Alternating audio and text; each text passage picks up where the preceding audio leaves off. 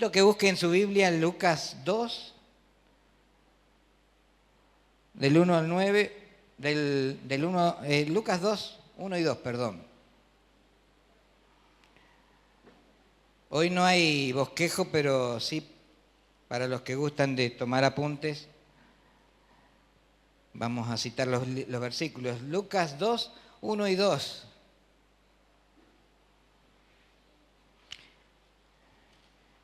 Dice la palabra de Dios que por aquellos días Augusto César decretó que se levantara un censo, y sobre todo en el Imperio Romano, y este primer censo se efectuó cuando Cirenio gobernaba Siria, así que iban todos a inscribirse cada cual a su propio pueblo.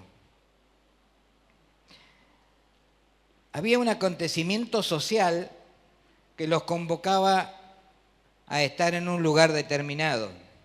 Pero estos hombres que venían de tantos kilómetros no tenían nada que ver con este acontecimiento humano de censo.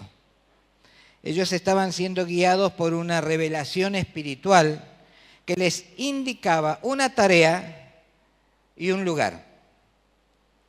La tarea era reconocer al Salvador del mundo y el lugar era donde la estrella les guiaba. Lucas 2, del 9 al 11,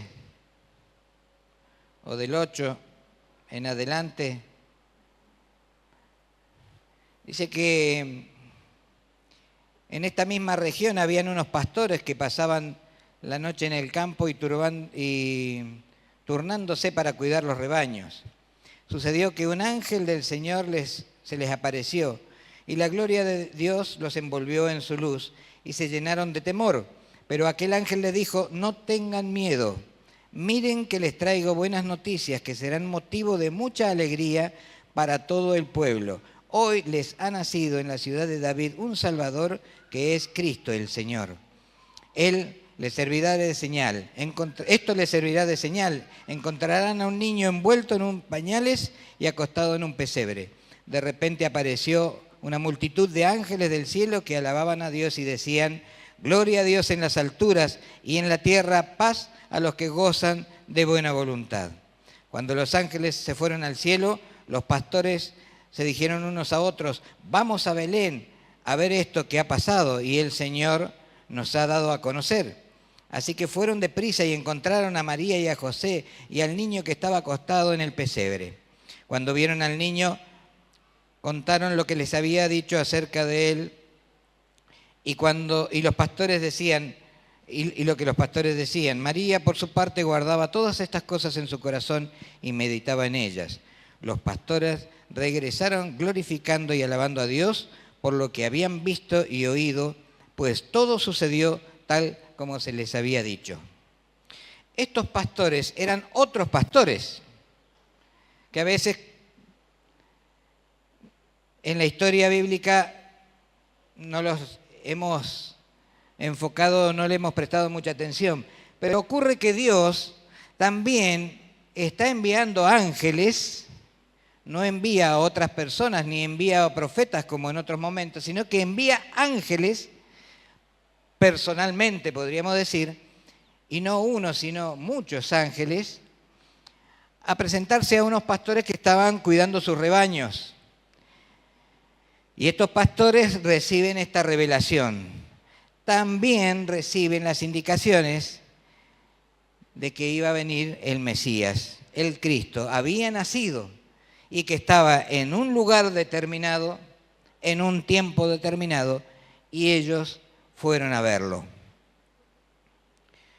Los primeros, los magos, los sabios, fueron llamados desde muchos kilómetros para venir a cumplir una misión: adorar y honrar al Rey, al Salvador del mundo. Estos que estaban allí cerca, estos pastores que estaban allí cerca, también fueron llamados. Y el llamado no fue por una persona, ni tampoco fue alguien que vino y les dijo, los obligó a ir, sino que fue un anunciamiento, una revelación de parte de Dios de que algo extraordinario estaba sucediendo. Por eso digo que es importantísimo que tengamos con plena conciencia de lo que estaba pasando y de lo que ocurrió en ese momento. Dios se manifestó de una manera extraordinaria. Dios se hizo hombre y se encarnó como Jesucristo, como Jesús. Jesús había sido anunciado muchos años antes. 700 años antes el profeta Isaías había anunciado que iba a nacer un niño que iba a ser llamado admirable, consejero, Dios fuerte, Padre eterno, príncipe de paz. Esto no era cualquier niño, no era cualquier cosa, era algo tremendamente sorprendente que había sido anunciado y que se estaba cumpliendo. Lo que quiero resaltar es la importancia de lo que pasó, de lo que fue el nacimiento de Jesús y que Jesús no era un niño más. Estamos frente a la manifestación tremenda de Dios para salvación de la humanidad, para salvación de todos nosotros.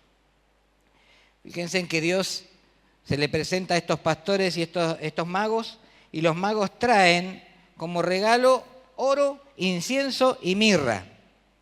El oro, los estudiosos interpretan, algunos dicen que eran 3 los reyes magos, reyes, no sé si eran reyes o eran magos, pero que eran hombres sabios que habían sido convocados por Dios para declarar esto que estábamos hablando. Pero dicen que eran 3 porque 3 eran los regalos, pero aparentemente ellos venían acompañados de varios más. Pero más allá del detalle, lo importante es que trajeron oro como símbolo de reconocimiento de un rey. Le leo lo que encontré. Más allá de que el oro es un metal precioso, podemos decir muchas cosas del oro, que es un metal valioso que acostumbramos a relacionar con la riqueza y el poder. El oro había sido traído al Señor como un símbolo y depositado a los pies del niño Jesús en un cofrecito con monedas de oro. Y el primer sabio dijo: te traigo oro porque reconozco en ti, al que ha de tener más poder que todos los reyes de la tierra, al que ha de ser el rey de reyes.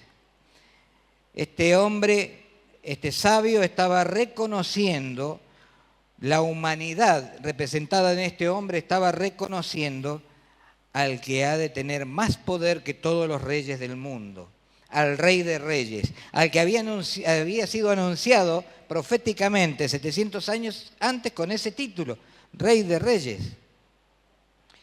Y este hombre estaba reconociendo la realeza, la autoridad, la majestuosidad de Jesús, ese niñito chiquitito nacido en un pesebre en las condiciones más humildes. El otro hombre sabio trajo incienso. Y el incienso es símbolo de Dios, es símbolo de adoración a Dios. El incienso quiere decir, la palabra incienso viene de una palabra en latín que quiere decir encender. Y está relacionado con la presentación de ofrendas de adoración a Dios, relacionadas con Dios. Y una tradición muy antigua. Y este hombre parece que con este incienso que le estaba presentando a Jesús, estaba diciéndole: te traigo incienso porque reconozco en ti al que todos han de reconocer su Dios verdadero. Así que ese incienso no era solamente algo para quemar y que hubiera perfume agradable en un pesebre donde estaban rodeados de animales. No fue ese el motivo. El motivo fue reconocer en adoración a aquel que era Dios, hecho hombre. Reconozco en ti al que todos han de reconocer como su Dios verdadero. Y la pregunta podría caber: ¿nosotros reconocemos a Jesús como nuestro Dios, el Dios verdadero? Por eso es esta reflexión, para que tomemos conciencia y que tomamos la magnitud, alcancemos a comprender, aunque sea una parte de la gran magnitud que tiene este suceso extraordinario que Dios hizo. Y el tercer sabio trajo mirra. Y la mirra es un símbolo, algunos dicen que es el símbolo del hombre. Pero también es cierto que la mirra estaba relacionada con algunas situaciones especiales. Como por ejemplo, tenía relación con la muerte, con la sepultura. Tenía relación, la mirra era una sustancia calmante, y en esto estaba representando este sabio los dolores y el sufrimiento que Jesús, hombre, iba a padecer. Hoy, después de muchos años, podemos entender esta historia ampliamente, pero en ese momento, yo quiero que nos ubiquemos en ese momento. Un bebé nacido en un pesebre, unos hombres que viajaron 1200 kilómetros, una madre que tiene a su hijo y que había recibido también a un ángel y le había traído un anuncio, un padre que también había recibido un anuncio celestial, un anuncio de otro ángel, unos pastores que estaban por allí que recibieron el anuncio de varios ángeles clamando o declarando gloria a Dios en las alturas y en la tierra, paz a los hombres. Y este sabio trae mirra para declarar o para reconocer todo el sufrimiento que Jesús iba a tener en sí mismo por causa nuestra, por causa de la humanidad. La mirra tiene relación también con un perfume, con la santa unción con la que se ungían los sacerdotes. Tiene relación con la purificación también. Tiene relación con algo que sería algo así como un calmante para sedar el dolor. Así que en ese momento un sabio le está trayendo a un bebé un ungüento para calmar el dolor. Y no era el dolor de haber nacido, ni era el dolor de haberse pinchado con alguna paja o algún yuyo de los que estaban en el pesebre. Este sabio estaba reconociendo los dolores que sufriría Jesús en la cruz del Calvario.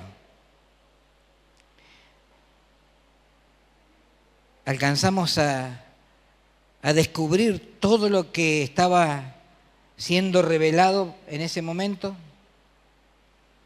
Es interesante, recién les decía yo que estos pastores, recién leíamos en Lucas 2, del 8 al 20, estos pastores recibieron el anuncio de un ángel, o de varios ángeles, y dice que los ángeles se abrieron y cantaron gloria a Dios en las alturas. También José y María, les contaba recién, que recibieron la visita de un ángel que les habló a cada uno de ellos.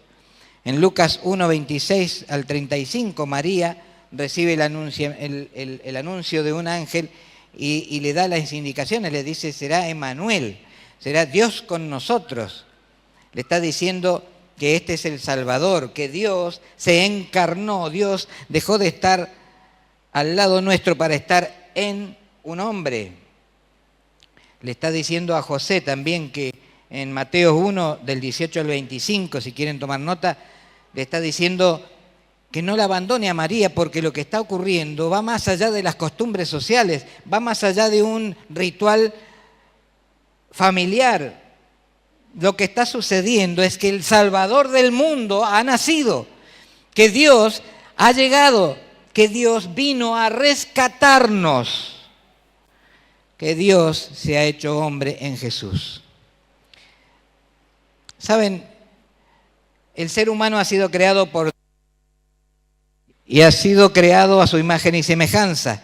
Y como imagen y semejanza, todos nosotros tenemos la necesidad de estar conectados con Dios, unidos a Dios, caminar con Dios, en Dios, y eso ya lo traemos porque somos creación de Dios. Y en esa necesidad, en esa sed del ser humano, en todas partes del mundo, se ha sentado y ha meditado y se ha puesto a pensar de qué manera puedo llegar a Dios. ¿Cómo puedo hacer para salvar esta distancia? ¿Cómo puedo estar unido a Dios?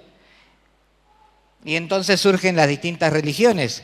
Hombres en distintas partes del mundo se pusieron a pensar, y quizás algunos pensaron en Oriente en dragones y serpientes y toda una filosofía. Otros se pusieron a pensar en África y hicieron sus rituales, quizás algunos cruentos, tales como los cazadores de cabeza, otros que a lo mejor hacían sacrificios humanos, como los mayas, los aztecas, los incas, que también construyeron sus pirámides para poder llegar a Dios. Otros como los egipcios, que también interpretaron que había algo de deidad en el hombre y que había una necesidad permanente, estar unidos a Dios, volver a Dios. Pero Dios, al ver toda esa confusión, dijo, bueno, voy a bajar y me voy a hacer hombre y les voy a mostrar lo que significa el ejemplo de lo que significa ser hijo de Dios. Por eso Isaías también lo reconoce en su profecía como hijo del hombre, como hijo de Dios. Y es muy importante esto porque nos permite ubicarnos a nosotros en el cristianismo como la religión verdadera. Ahí entendemos por qué la religión, el cristianismo, es la relación verdadera. Porque no depende de lo que nosotros hacemos por llegar a Dios, sino depende de lo que Dios hizo para rescatarnos, para llegar a nosotros. Él se hizo hombre como Jesucristo para extender su mano, para estar presente, para venir a hablarnos cara a cara y decirnos, esto es así. La revelación viene de la presencia y la presencia es la que nos transfiere, nos transmite esa unión con Dios. Por eso es tan importante en estos tiempos que la revelación de Dios es el Espíritu Santo, esa manifestación espiritual que nos permite estar conectados con Dios todos los días de nuestra vida. Nos permite estar conectados aquí, cuando estamos en el mercado, cuando estamos en el auto, cuando estamos esperando en un semáforo. No hay lugar de donde nos podamos apartar de Dios, porque está en el corazón de Dios que ninguno se pierda. Por eso es importante que nosotros reaccionemos ante este fenómeno, este hecho tan trascendental que ocurrió con este nacimiento. Nosotros tenemos la oportunidad de reaccionar y de buscar a Dios. Es decir, aceptar este regalo que Dios nos ha hecho a nosotros. Los magos trajeron regalos, trajeron ofrendas, reconociendo la deidad de Dios, la humanidad de aquel que iba a sufrir por nosotros y reconociendo la majestuosidad del Rey de Reyes. Pero Dios a nosotros nos hizo un regalo. ¿Cuál es el regalo? Permítanme que leamos en Zacarías 1:68. Le invito a que busquen su Biblia. Zacarías dije no, nadie me observó. Lucas 1:68. Lucas 1:68. Fíjense en qué interesante, porque Zacarías era el padre de Juan el Bautista.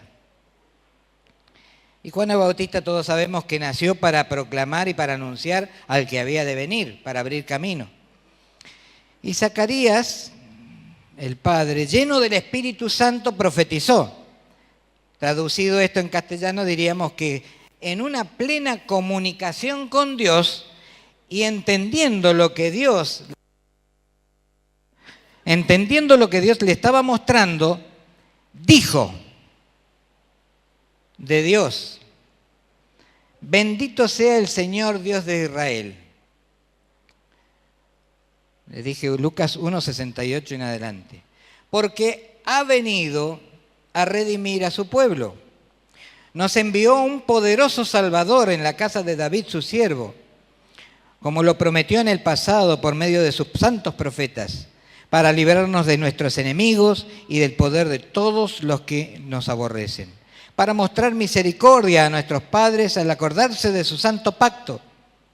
Así lo juró a Abraham nuestro padre, nos concedió que fuéramos libres de temor, a rescatarnos del poder de nuestros enemigos, para que le sirviéramos con santidad y justicia, viviendo en su presencia todos nuestros días. Y tú, hijito mío, serás llamado profeta del Altísimo, porque irás delante del Señor para prepararle el camino. Darás a conocer a su pueblo la salvación, mediante el perdón de sus pecados. Gracias a la entrañable misericordia de nuestro Dios, así nos visitará desde el cielo el sol naciente, para dar luz a los que viven en tinieblas, en la más terrible oscuridad, para guiar nuestros pasos por la senda de la paz. Qué interesante que Zacarías estaba hablando de Jesús, ese niñito que iba a nacer unos días después, primo de Juan el Bautista, pero por sobre todas las cosas, Zacarías no habla de su parentesco ni tampoco habla de un niño que iba a nacer en un pesebre, habla de un Salvador que nacería, que Dios mismo iba a visitar a la humanidad y nacería, dice, para redimir a su pueblo, para librarnos de nuestros enemigos, para mostrar misericordia, para que fuéramos libres del temor, para que le sirviéramos con santidad y justicia, para dar salvación mediante el perdón de nuestros pecados, para dar luz a los que viven en tinieblas, en la más terrible oscuridad, para guiar nuestros pasos por la senda de la paz. Este es Jesús, y Él vino para salvarnos. Generalmente cuando toca el primer sermón o la primera predicación del año, se suele tocar este tema: Año Nuevo, Vida Nueva. Año Nuevo, Vida Nueva. ¿Cuál es la vida nueva?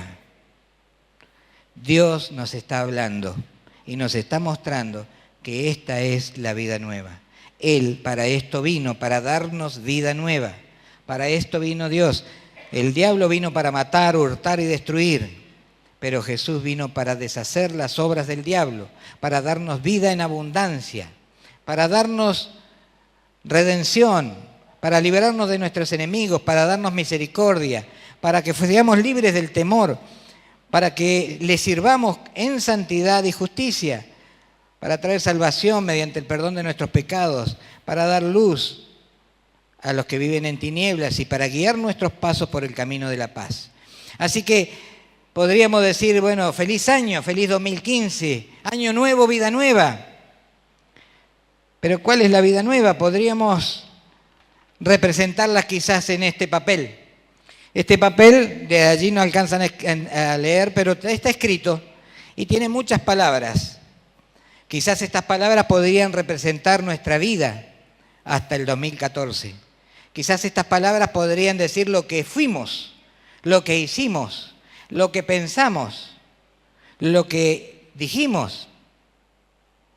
Quizás vivíamos lejos de Dios, quizás vivíamos presos de nuestros enemigos, quizás vivíamos con temor, quizás necesitábamos conocer algo más sobre la santidad porque no vivíamos en santidad y mucho menos en justicia.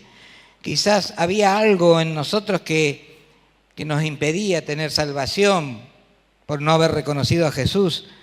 Quizás no teníamos el perdón de nuestros pecados o quizás vivíamos en tinieblas. Quizás en nuestro corazón no había paz. Año nuevo, vida nueva. ¿Qué nos invita a Dios? ¿Qué nos invita a Jesús? ¿Para qué nació Jesús?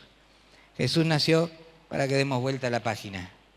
Jesús nació para escribir una historia nueva, para que empecemos de nuevo, para que nazcamos de nuevo. Esto es nacer de nuevo.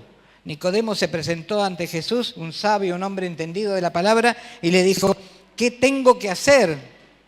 Y Jesús le dijo, te es necesario nacer de nuevo. Nicodemo le había dicho, yo hago todo lo que tengo que hacer, hago todo lo bueno, todo lo justo. Y Jesús le dice, te es necesario nacer de nuevo, te es necesario dar vuelta a la página y empezar a escribir una historia nueva. ¿Cuántos de nosotros necesitamos dar vuelta a la página? ¿Cuántos reconocemos que necesitamos dar vuelta a la página? Que aunque hayamos venido a la iglesia y hemos hecho cosas lindas, muy buenas, pero yo creo que es necesario cada día empezar de nuevo, nacer de nuevo. Es necesario buscar a Dios, es necesario encontrarlo, es necesario escucharlo, es necesario postrarse delante de Él y rendirse, es necesario romper con la atadura y la cárcel que representa el egoísmo, el egocentrismo, la vanidad, el orgullo, la soberbia, el miedo, la duda, la incertidumbre, el pecado. Es necesario romper con todo eso para acercarnos confiadamente a Dios y buscar de Él la gracia y la misericordia. En el cielo hay un trono y en ese trono está sentado a la diestra del Padre para venir a juzgar a los vivos y a los muertos. En el cielo hay un trono y ahí está el Rey de Reyes, el Señor de Señores, el Príncipe de Paz. Allí está Jesús. Recién cantábamos Jesús. Tú eres la persona más importante en este lugar. ¿Será cierto? ¿Será cierto que Jesús es la persona más importante en este lugar? ¿En mi corazón? ¿Será cierto que es la persona más importante en tu corazón? Porque si no es la persona más importante, quizás esta es la oportunidad, el momento para dar vuelta a la página y empezar a escribir una vida nueva. Dios dice que Él vino para deshacer las obras del diablo. Y a veces esperamos a que las obras sean deshechas primero para acercarnos a Dios. Y es al revés, tenemos que acercarnos a Dios para que las obras del diablo sean deshechas. Acerquémonos pues al trono de misericordia y de gracia confiadamente. ¿Saben? Dios no escatimó nada en llegar a nosotros y extender su mano. Él, como Jesús, celebró un acto muy importante que fue la cena, donde estaba recordando lo que fue la liberación del pueblo de Israel de la esclavitud. Pero también estaba celebrando un nuevo pacto. Un nuevo pacto sellado con su sangre. Él se entregó a sí mismo para el perdón de nuestros pecados, para la restauración de la relación con Él y para que tengamos, creyendo, vida nueva y vida en abundancia. Así que yo le invito a que reflexione y que piense en esto. Jesús es el regalo de Dios para nuestras vidas. ¿Cómo respondemos nosotros a ese regalo? Podemos aceptarlo o rechazarlo. Podemos vivir en función de una relación con Dios o volver a las tinieblas y seguir viviendo a la deriva, en penumbras. Podemos recibir el poder de Dios que hizo resucitar a Jesús de entre los muertos o podemos seguir presos del miedo, de la incertidumbre, de la ignorancia y del pecado. Dios nos invita a dar vuelta a la página y a empezar a escribir una historia nueva. Dios tiene pensamientos de paz para nosotros. Lo dice en Jeremías 29:11. Él vino para que tengamos vida y la tengamos en abundancia. Lo dice en Juan 10:10. Dios dice que en cuanto a la pasada manera de vivir, las cosas viejas pasaron, he aquí todas son hechas nuevas en Cristo Jesús. Dios nos recuerda que nos acerquemos confiadamente, ya lo hemos repetido este versículo en Hebreos 4, 14 al 16.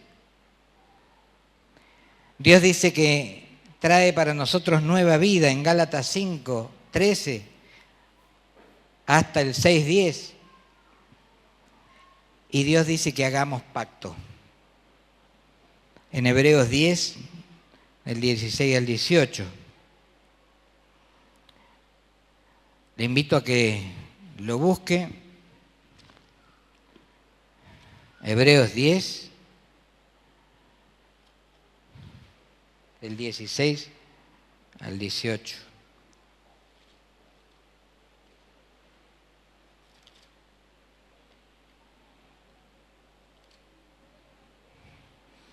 Dice la palabra de Dios: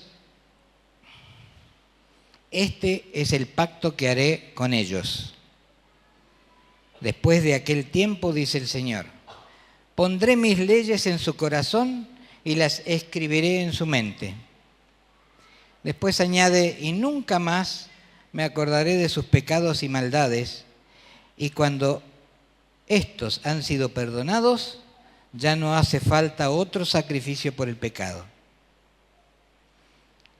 Este es el pacto que haré con ellos.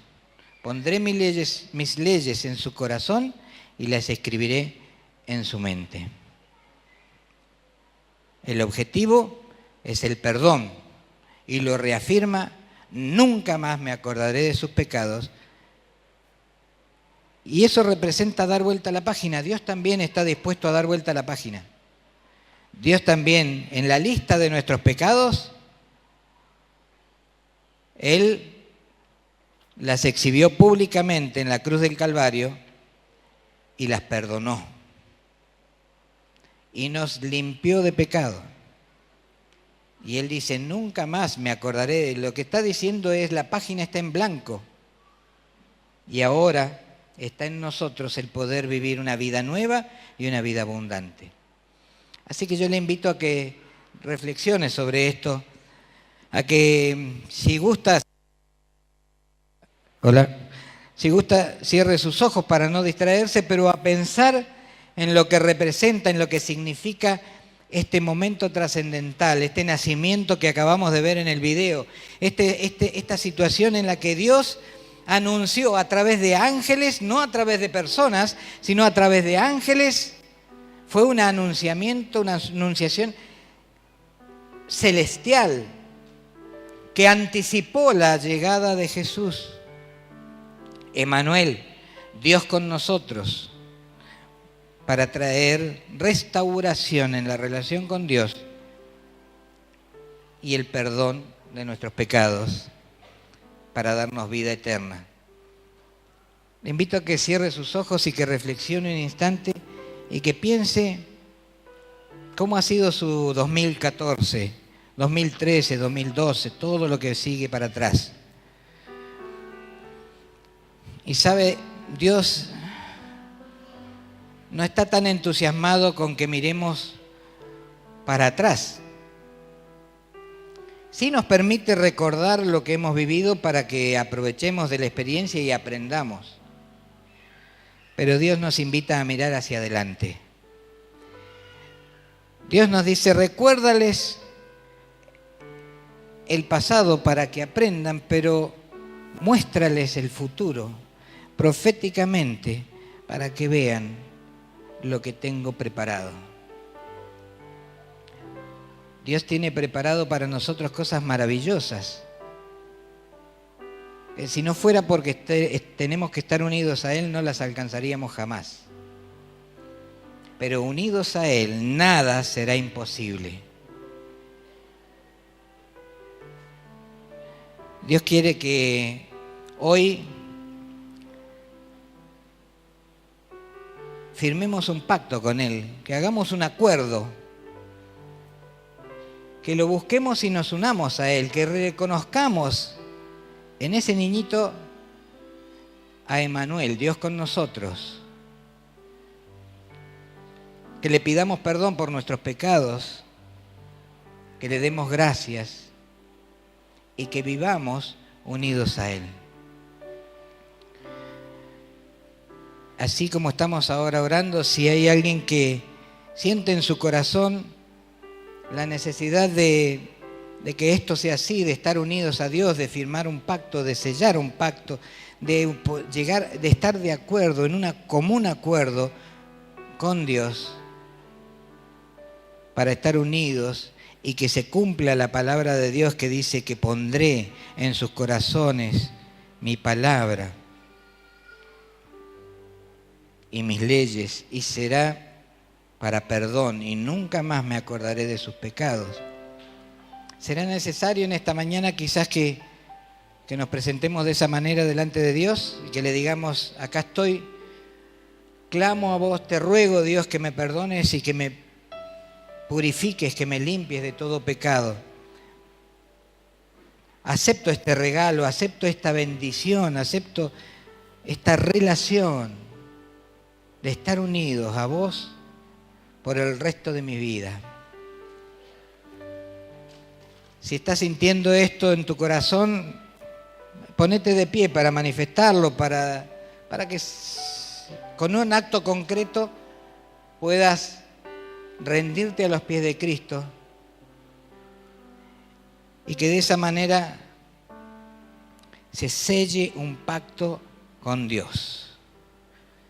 Si sentís que es la oportunidad de renovar tu relación con Dios, de renovar tu pacto, porque quizás alguna vez lo hiciste de corazón, pero las cosas de la vida te llevaron a estar equivocándote, esta es la oportunidad, este es el momento, este es el día de restauración, este es el día de reconciliación con Dios, este es el día del pacto.